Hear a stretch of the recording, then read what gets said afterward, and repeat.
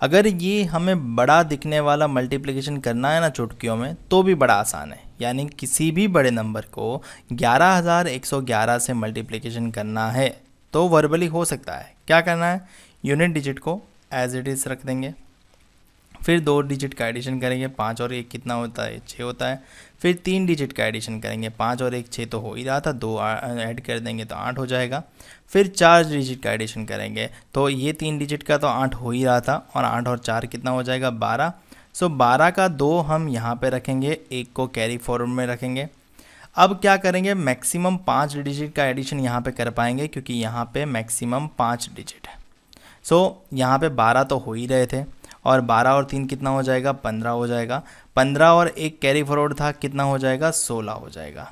सो हम 16 का 6 को यहाँ पे रखते हैं और 1 को कैरी फॉरवर्ड कर लेते हैं, 1 कैरी फॉरवर्ड चला जाएगा। अब मैक्सिमम 5 डिजिट का ही एडिशन हो सकता है तो हम 1 को स्किप करेंगे और नेक्स्ट 5 डिजिट का एडिशन करेंगे। सो अब मैं इसको एडिशन कर लेता हूँ, 5 और 2 कितना हो जाएगा, 7, 7 और 4 कितना हो जाएगा, 11, 11 और 3 कितना हो जाएगा, 14 और 1 15, 15 और 1 कैरी फॉरवर्ड 1 था ही तो कितना हो जाएगा, 16 अगेन, तो 6 यहाँ पे रहेगा और 1 अगेन कैरी फॉरवर्ड में चला जाएगा। अब मुझे क्या करना होगा, 5 को स्किप कर देना रहेगा, नेक्स्ट 3 डिजिट का एडिशन करना पड़ेगा। सो ये इनका एडिशन होगा, 4 और 2 6, 6 और 3 9, 9 और 1 10, 10 और 1 कैरी फॉरवर्ड था 11। सो 11 का 1 मुझे यहाँ पे रखना पड़ेगा और 1 को कैरी फॉरवर्ड अगेन मुझे ले जाना पड़ेगा। ठीक है, तो 1 कैरी फॉरवर्ड अगेन चला जाएगा। अब मैं 2 को स्किप कर लेता हूँ और इन 3 का एडिशन करता हूँ, 4 और 3 कितना होता है, 7, 7 और 1 कितना होता है, 8, 8 और 1 कैरी फॉरवर्ड कितना हो जाएगा, 9, तो 9 आ जाएगा यहाँ पे।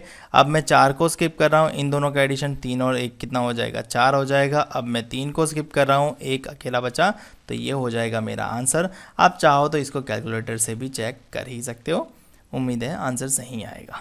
ठीक है, चलिए नेक्स्ट मल्टीप्लिकेशन देख लेते हैं। अगर लेंथ सेम नहीं है तो लेंथ सेम बनानी पड़ेगी, यानी यहाँ पे 5 डिजिट है तो यहाँ पे भी 5 डिजिट करने पड़ेंगे।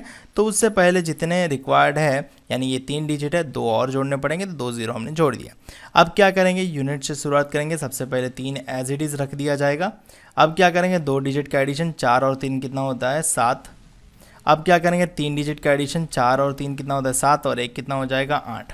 अब इन 4 का एडिशन कितना हो जाएगा, इन चारों का एडिशन अगेन 8 ही आएगा, और इन 5 का एडिशन अगेन 8 ही आएगा।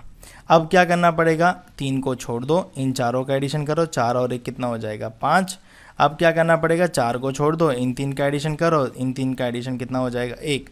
अब 1 को स्किप करने के बाद 0 0 बचता है तो एडिशन करने का कोई मतलब नहीं है, ये हो जाएगा आपका आंसर। तो इसी प्रकार से आप इतने बड़े मल्टीप्लिकेशन का आंसर वर्बली विदाउट पेन और पेपर कर ही सकते हो। सो इसी प्रकार से आपको ये पूरी एक्सरसाइज अभी सॉल्व करनी है, कमेंट सेक्शन में कमेंट करके आंसर भी बताने हैं, और ऐसी और ट्रिक्स सीखते रहने के लिए हमारे चैनल वैदिक मैथ्स गुरुजी को सब्सक्राइब भी कर लेना है, और इंस्टाग्राम पेज को फॉलो करना मत भूलना। मिलते हैं अगले वीडियो में अगली ट्रिक के साथ।